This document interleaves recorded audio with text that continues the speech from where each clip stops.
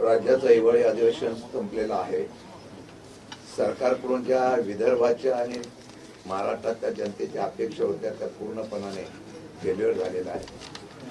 Speedly infrastructure builder दाजीने अशा प्रकारचे अधिवेशन झालेलं आहे. सर्वसामान्य माणसांच्या असलेल्या प्रश्नाला त्यांनी न्याय दिला नाही. आम्ही अनेक प्रश्न उपस्थित केले. कदाचित पत्रकारांनी सुद्धा आम्हाला विचारलं की आपण पायऱ्यावरचं आंदोलन का केलं. पहिल्या दिवशी आम्ही विदर्भातल्या असलेल्या शेतकऱ्यांच्या संदर्भातून आंदोलन केलं.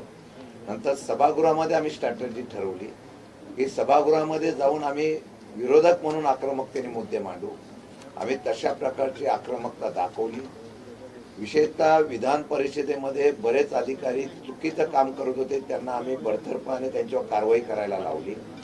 वेगवेगळ्या प्रकारचे आयुध घेऊन आम्ही सरकारला घेण्याचा प्रयत्न सुद्धा केला.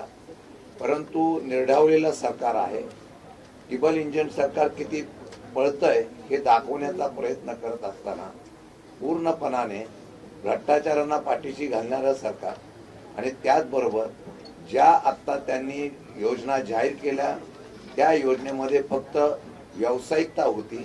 कुठेही पैशाचा निधीची असलेली तुटवडा लक्षात घेता सरकारने फक्त ज्या असलेल्या योजनेच्या माध्यमातून आम्ही काय देणार एवढंच सांगितलेलं आहे.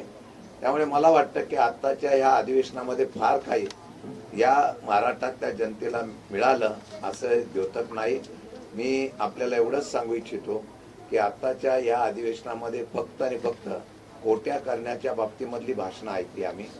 खरं म्हटलं तर राजकारणामध्ये या असलेल्या अधिवेशनामध्ये जनतेच्या उत्तराची अपेक्षा असते.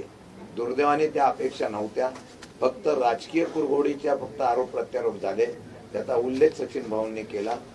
विधिमंडळाच्या अधिवेशनामध्ये अंतिम आठवडा प्रस्तावावर फार मोठ्या प्रमाणात आम्ही महत्वाचे विषय घेतले होते. भ्रष्टाचार होता, कायदा सुव्यवस्था होता.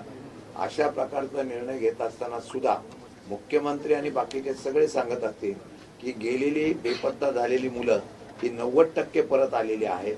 तर मला वाटतं की आता या संदर्भामध्ये बोलणं न उचित आहे. कायदा सुव्यवस्थेची धज्जे उडवलेला आहे. सरकारची पाठबळ असल्याशिवाय हे होत नाही. आम्ही पुराव्यासकट काही अधिकाऱ्यांचं सांगितल्यानंतर सुद्धा त्याच्यावर एकही वाक्य बोललं गेलं नाही. कोणाच्या आरोपीमधले आरोपी अजून सापडले जात नाही. संतोष देशमुख हत्याकांडातला आरोपी सापडला नाही. उत्तर देताना एवढंच सांगितलं त्याचा शोध सुरू आहे. जर पोलीस यंत्रणेला 1 वर्षापासून आरोपी सापडत नसतील किंवा अशा प्रकारचे खून केलेल्या आरोपींना पोलीस डिपार्टमेंट पाठीशी घालत असेल, त्याला सरकारी आशीर्वाद असेल, ती गांभीर्याची बाब आहे.